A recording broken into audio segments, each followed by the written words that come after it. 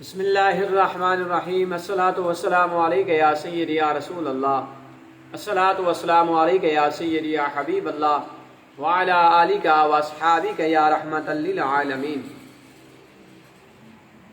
چاند پر اختیار مصطفیٰ صلی اللہ تعالی علیہ وآلہ وسلم جس طرح حضور نبی کریم رؤوف الرحیم تاجدار دو عالم صلی اللہ تعالی علیہ وآلہ وسلم کو زمین کی جمیع اشیاء میں اختیار و تصرف حاصل ہے، اسی طرح آپ علیہ السلام کو افلاک میں چاند، سورج وغیرہ پر بھی اختیار ہے۔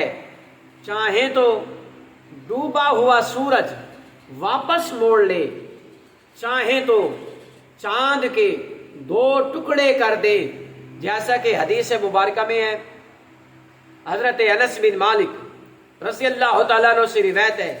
کہ اہل مکہ میں جب نبی کریم علیہ السلام موجود تھے، اہل مکہ نے رسول کریم صلی اللہ تعالیٰ علیہ وآلہ وسلم کی بارگاہ میں عرض کی کہ وہ ہمیں کوئی معجزہ دکھائیں، تو سرکار دو عالم علیہ السلام نے انہیں چاند کے ٹکڑے کرتے ہوئے دکھایا، یعنی کہ آپ نے اشارہ فرمایا تو چاند کے دو ٹکڑے ہو گئے۔ تو میرے آقا صلی اللہ تعالی علیہ وآلہ وسلم کا یہ بہت بڑا عظیم معجزہ ہے۔ تو رب ذوالجلال ہمیں سب مسلمانوں کو غلامی مصطفیٰ صلی اللہ علیہ وآلہ وسلم میں زندگی گزارنے کی توفیق عطا فرمائے،